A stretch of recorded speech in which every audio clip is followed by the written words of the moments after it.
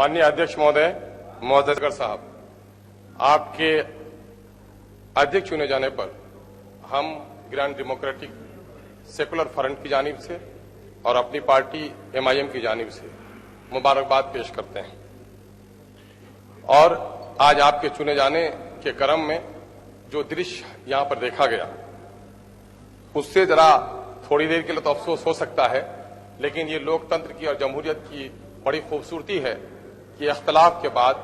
विरोध के बाद भी जब कोई फैसला हो जाता है, सब खुशी बखुशी उसे तस्लीम कर लेते हैं।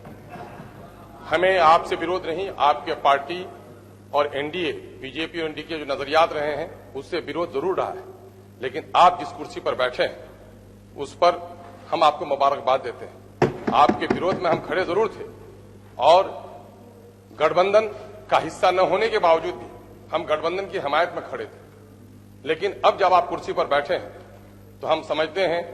कि प्रेमचंद, महान कहानीकार प्रेमचंद का अफसाना बेशतर लोगों ने पढ़ा होगा और आपने जरूर पढ़ा होगा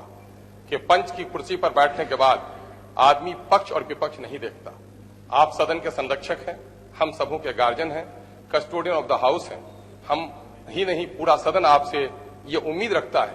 कि दो तीन बातें कही जाती हैं, पक्षधर, निष्पक्ष और सत्य के पक्षधर। लोग निष्पक्ष लोगों को अच्छा समझते हैं और आपको भी कुछ लोग निष्पक्ष कहना चाहते हैं, लेकिन मैं कहना चाहता हूं कि सड़क पर किसी इज्जत लुटे तो वह पक्षधर हो सकता है बुराइयों का, खड़ा वाला निष्पक्ष हो सकता है, लेकिन उसका फरीजा है कि वह सत्य का पक्षधर होकर उसकी इज्जत बचाए। मैं आपको निष्पक्ष नहीं बल्कि सत्य का पक्षधर देखना चाहता हूं कि जिस कुर्सी पर आप बैठे हैं, बिहार की जनता आपसे आशा करती है कि सरकार अगर भटक जाए तो उसको लगाम लगाना आपको काम होगा। बिहार की बड़ी समस्याएं हैं, वक्त आएगा तो बात करूंगा। फिलहाल मैं आपको मुबारकबाद देते हुए, मैं जिस सीमांचल से आता हूं वो सीमांचल बाढ़, बेरोजगारी, अनपढ़ और बेरोजगारी की समस्याओं से ग्रस्त है। हमारी आप पुरजोर वकालत करेंगे और बिहार में इस वक्त धार्मिक तनाव का जो बिगाड़, अपने अध्यक्ष मत बनिए, अध्यक्ष जी हैं, अरे बड़े अच्छे अध्यक्ष बनाए हैं आपने, उसका आदर कीजिए। मैं